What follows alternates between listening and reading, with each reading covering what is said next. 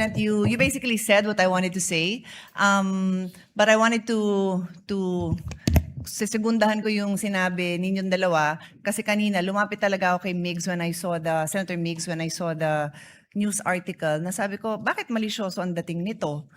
Nasa kanya na yun to clarify anything, but by the mere fact that may mga projects that the senators are being asked to support in the budget is our job. So like I said, sinabi mo yon na nandyan yung mga governors, nandyan yung mga from barangay captain, kung sana may CCTV tayo para pakita niyo yung dala ng mga, ano tawag doon, sabihin ko module, folder ng mga from barangay captain to mayors, governors, may dala ho yan kasi nagre-request po ng project. Then pag malaki, ang gagawin pa nga nila, iisa-isahin nila, sabihin nila na, Senator ganito, phase 1 po kasi sa inyo, nahingi na ho namin kay ganito yung phase 2. Why do they do that? Because it is our job. It is in the Constitution.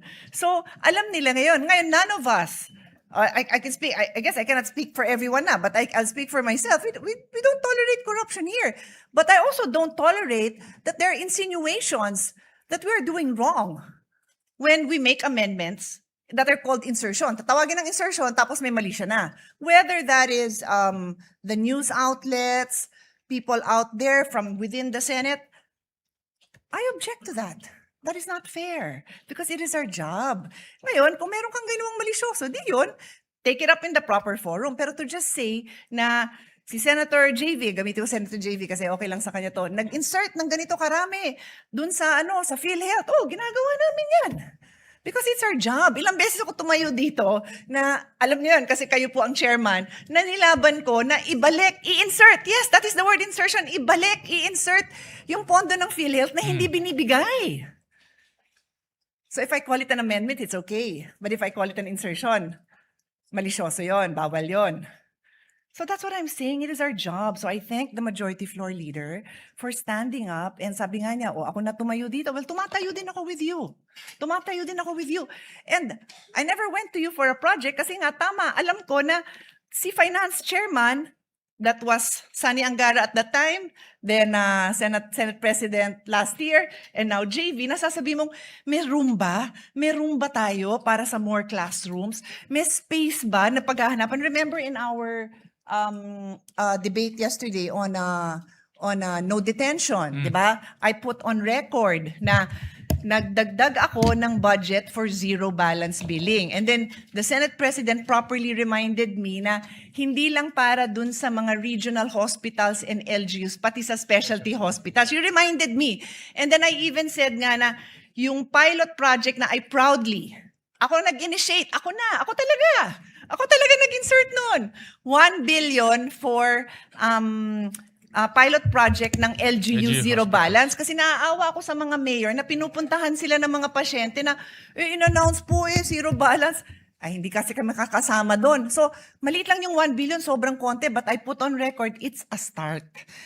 I could have asked you, because kayo, Mr. Senate President, ang chairman noon, sige na, lagyan mo to ng 10 billion because 10 is probably kulang sa dami ng LGU hospitals natin.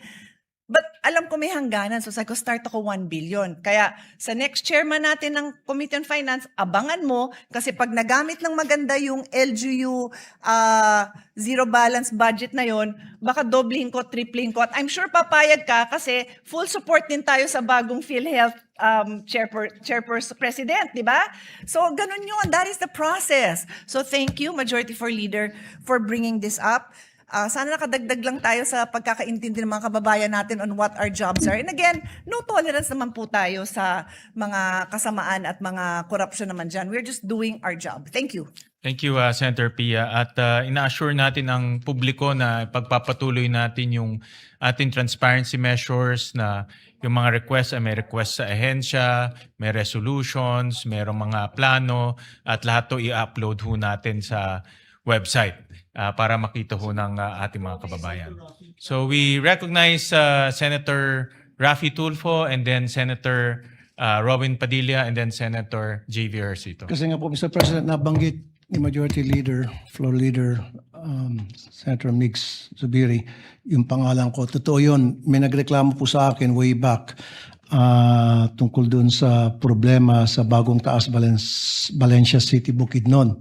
Si Emmanuel Capul pumunta po sa programa ko all the way from Bukidnon to complain tungkol doon sa mataas na dike sa tabing ilog na umabot sa kabahayan at kalsada na umaapaw. Kasi ito yung hindi tinapos na project ng DPWH, biglang inabandona kasi nakatiwangwang lang. At maraming residente ang sobrang apektado doon sa problemang yon. At nang inilapit ko nga po kay Senator Mig Subiri, at that time, naayos po yung problema. Thank you, Senator Migs. Thank you. We recognize Senator Robin Padilla. Maraming salamat po, Ginoong Pangulo, at sa ating pinunong mayorya. Sana lang po sa susunod, pag kami nagsulat ng ganyan, ituloy-tuloy nyo naman kasi nabanggit kami, pero hindi nabanggit na FLR yon for later release. We recognize the chairman of the Finance Committee, Senator Javier Hercito. Thank you, Mr. President. Just to clarify also, and being the new chair of the Committee on Finance, I intend to continue the reforms that which the Senate President started when he was Committee on Finance chair. Of course, as an offshoot because of that, the biggest scandal ever to hit in history. There were safeguards that were put in place and belt tightening and so on. But we will continue with the transparency and in the reforms that you started. Of course, everything will be available online. As you, the BICAM will also be open. It will be an open BICAM. And we will also consult the civil society organization. So it will be a very open budget. And all the information that will be needed will be readily be available. This early, I already told our counterparts that we will not accept or allow insertions and amendments done in the BICAM. No? If ever it will be done here in open on the floor, on the amendment portions as we deliberate on the budget. So it will be allowed on floor, but during the BICAM, it will not be allowed anymore as you started, Mr. President. So be rest assured that we will make sure that that the trust of the people we will regain the trust, no, because of the reforms that we have started last year with the budget here in the Senate. But again, it will be a balance. This early I will say that we need to strike a balance because the unintended consequence of that too much tightening and safeguards, no, that were instilled is that the economic progress, no, quite slow down a bit because of the very slow public spending. So we really have to strike a balance. But be rest assured that transparency and the reforms will continue. And just like what the majority leader has said, no, there are Senator Pia and the rest, there are a lot of, it's part of our job as legislators to also to make amendments. So not all insertions or amendments they call it are bad. There are good amendments, in fact, no, especially for colleges, for state colleges, for health and other programs, no, that will really improve the quality of lives of our people. And just to give you an example, Senate President, one of our guests here, no, Governor Dato Tuca Mastura of the newly created Maguindanao del Norte. This is the first visit of the this is a historic visit because this is the visit when the newly created province, no, had their he's the governor of the newly created province. And I had the chance, Mr. President, to be the first national official to visit the newly created Maguindanao del Norte. And just the same, he came with the provincial admin, Dato Sharifuddin Mastura, Deputy Speaker, Attorney Ishar Mastura. And also, I just like to mention my classmate who I last saw in De La Salle in 1992 former Vice Governor Dustin Mastura is here also. He was the one, incidentally, Mr. President, who stood up and after the Ampatuan massacre, who fought the Ampatuans and won against them, no, as Vice Governor. So these people come from the very far flung area of Maguindanao del Norte. Pupunta po sila dito sa Senado. May dala hong, halimbawa, may request po sila. Parang ang hirap naman ho nating tamblahin o tanggihan, di ba? Kung ang dami hong lumalapit sa atin, I'm sure a lot of our colleagues can relate na napakarami, lalo na yung mga nanggaling sa yung hindi wala hong direktang flight, pupunta rito, may mga request, para ang hirap naman na hindi ho natin pakikinggan at pagbibigyan kung pwede naman. Okay? And I think I would agree that it's really part of the job, part of legislation.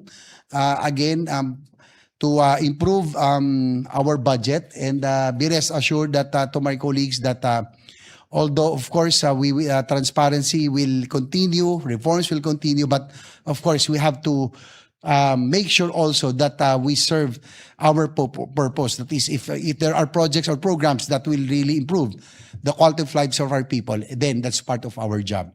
Thank you, Mr. President. Thank you, Senator J. Versito. We recognize Senator Joel Villanueva and then Senator Bongo. Yes, Mr. President, thank you. I cannot help but associate myself to the statements made by our distinguished majority leader, our former Senate President, our Senate President himself, and Senator Pia, Senator Tulfo, Senator JV. Malicious is parang kulang po yung salitang malisyoso, Mr. President.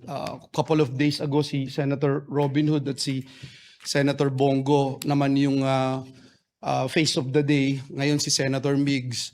When we are just doing our job, I would like to put on record, Mr. President, that this representation worked very hard para dun sa budget noon sa Cancer Treatment Center dun sa Philippine General Hospital. Ilang bilyon po yun na pinagtulong-tulungan po nating mga senador. Yung pong pagtayo ng e-library sa Bulacan State University, pinagtulong-tulungan po natin yun. Tinulungan nyo rin po ako nun dito sa Senado. Kanina po kasama namin dito si President Jamison Tan ng BASI dito po sa San Rafael, Bulacan. Ikatlong building na yung itinatayo po dun sa Agricultural Center na yun. Last time, si Senator Kiko and I worked for the Bustos Dam. And unfortunately, kulang yung, wala na kaming makuhang pondo, kulang yung nagawa po namin. But we are working still to find more funds para i-finance ito. And that's the main reason why flooding is still a big problem in our beloved province. Tomorrow, I'll be visiting 11 towns, Mr. President. Lubog pa rin ho sa baha. And unfortunately, even, I'd be consistent with my advocacies in this same podium, Mr. President. Over and over again, since 2022, I've been talking about flood control. Nagpagawa po tayo ng feasibility study para po dun sa Bulacan. It took them 2 years, Mr. President. After 2 years, ask me if they were able to finish it. Yes, but are they implementing it? Hindi po. And, this is the main reason, Mr. President, that it pains me a lot as a legislator, as a member of this august chamber, na pag ginagawa mo yung trabaho mo, may isang malisyoso dyan na babatuhin ka ng putik, pero pag hindi ho nag-stick yung putik, hindi na sasabihin na tama naman pala yung ginawa mo, Mr. President. So, I'd like to associate myself again with our colleagues here. And I can assure you, Mr. President, when Senator Zubiri was our Senate President, lahat po tayo, Mr. President, kinakausap niya kung paano natin isakatuparan yung ating mga advocacies sa iba't ibang ahensya ng ating pamahalaan. Hindi lang po sa DPWH, but in every single agency na dumadaan po dito sa ating institution. So I just want to put that on record, Mr. President, and I still would like to congratulate our colleagues for doing their job and making this country a better nation than before. Thank you, Mr. President. Thank you, Senator Joel. We recognize Senator Bongo. Mr. President, I just want to manifest in relation to the testimony of Mr. Bonoan earlier in the Sandigan Bayan. Mahirap po mag-react sa isang issue na hindi natin alam anong pinagbabasihan at ano ang motibo. Marahil mas mabuting ibalik ang tanong sa nagbanggit nito. Base sa sinabi ni Mr. Bonoan, parte ito ng kanyang testimony sa Sandigan Bayan kung saan may hinaharap siyang kaso. Siya ang akusado, it would be best that he focuses his defense on proving his innocence rather than dragging our work as legislators into their mess. Dinamay pa nga kami ni Senator Robin. Una sa lahat, kung may ipinasang listahan ng isang undersecretary niya sa kanya ng mga proyektong galing daw sa opisina ng isang senador, anong listahan ba ang tinutukoy niya? Dahil sigurado po ako na wala naman tayong ipinasang listahan kay Yusek Bernardo. Gayunpaman, kaysa lagyan agad ng malisya, natural naman na magkaroon ng koordinasyon at komunikasyon ang legislatura at ehekutibo, lalo na sa pagdating ng pagbantay ng tamang implementasyon ng mga proyekto. Halimbawa, simula nang naging senador ako, madalas ko pong kinakalampag ang mga departamento kapag may hinaing, request o report na nakakarating sa aking opisina, lalo na sa malalayong lugar na hindi pa tapos yung proyekto, kailangan ng mga completion, mas bibigyan sana natin ng prioridad ito to make it operational at magamit po ng ating mga kababayan. Kasama na dyan ang mga nagpa-follow up ng mga proyektong pang local development na hindi na-actionan at na-implementa ng maayos. Parte naman dyan parte ng mandato ng senador bilang representanteng pang-nasyonal, yan naman po ang ating trabaho, na tugunan kaagad ito at maparating sa tamang ahensya.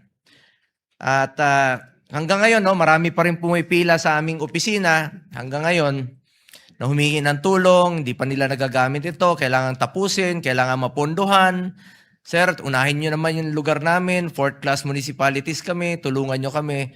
Hanggang ngayon po, lalong-lalo na po ako, ang hirap po ng buhay ko dahil naging parte po ako ng previous administration, kailangan ko ng soft landing na mapaintindi sa kanila na hindi ko na po matutulungan gaya ng ginagawa natin noong mga nakaraang taon, nung 6 years po na sa previous administration ni Pangulong Duterte.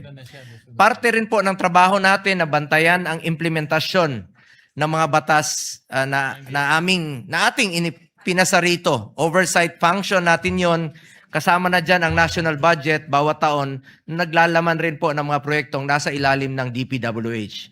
May mga tinatawag na continuing projects na kailangang mapondohan. Mayroon rin mga proyektong nasa GAA kung nung nakaraang taon na hanggang ngayon, yun nga po ang isa sa mga problema, no? Kami pa yung nadamay dito na sa totoo lamang po, kami yung less privileged dito. At alam naman po ng mga kasamahan natin yan for the past 3 years na ako mismo, yung mga proyekto nga po na nabilong po dun sa FLR, yung for later release, at hindi nare-release yung pondo at hindi na uumpisahan.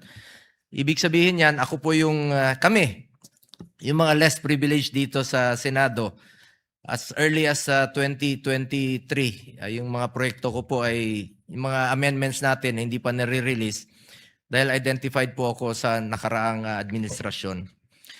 At ganoon naman talaga ang buhay. Unang-una po, sa anumang listahan na yan, pakiklaro lang po na napakaraming listahan talaga ng proyekto na dapat aksyonan ng DPWH sa ngayon. Pero hindi ito nangangahulugan na konektado po ito sa flood control o korupsyon. So bago lagyan ng kulay ang pagbanggit ng pangalan ko ni Senator Robin sa kanyang testimonya, bigyan sana ng tamang konteksto dahil mula noon hanggang ngayon, wala naman tayong ibang pakay kundi magtrabaho at magserbisyo lang po sa ating mga kababayan, lalong-lalo na po yung mga nangangailangan. At yung mga lugar na nangangailangan, yun talagang gusto nating unang matulungan. Ang aking pagrepresenta at pagbigay boses sa taong bayan ay mandato ko po. Hindi yan pangingialam o pag-iimpluwensya sa maling paraan sa trabaho ng iba, lalo na po sa ekotibo. Ulitin ko lang po, Kami yung mga less privileged dito for the past 3 years. In fact, yung mga 2025, 2024 to 2026, hanggang ngayon po hindi na re-release yung mga proyekto. Kahit na yung iba po ay pinaghirapan natin nung hinimay natin, Mr. President, during amendments. Open naman po yan dito, yung mga amendments natin nung nakaraang budget deliberation ay dumaan po yan sa inyo, pinag-aralan natin, pinagsusian ng mabuti. At hanggang ngayon po yung iba ay hindi pa po na re-release at hindi pa napapakinabangan ng ating mga kababayan. Gayunpaman, hindi ito naging hadlang para ipaglaban kung ano ang tama at nararapat para sa taong bayan. Patuloy akong maninindigan laban sa anumang klase ng korupsyon at tulad ninyo, hangad ko rin na magkaroon ng hustisya dito sa flood control scandal. Panagutin ang dapat managot na walang halong kulay o politika. Dapat lumabas at manaig ang katotohanan. Maraming salamat po, Mr. President. Maraming salamat, Senator Bongo. Thank you very much, Mr. President. Majority Gusto ko Leader. lang banggitin na it was the legacy also of then Senate President Tito Soto. And myself, as he was the Senate President and I was the Majority Floor Leader, you were the Finance Chair. Yes. That was our legacy in the last year, Mr. President. And hopefully we can continue that legacy of transparency this year and the years to come, Mr. President. Tama ho. So- At ang hindi lang ho maganda is yung nasabi niyo kanina na merong kausap na kontraktor. Yes. Yan ang magiging problema. Opo. Yan- Basta yan no talaga. influence. Walang influence. Yan ang magiging problema talaga.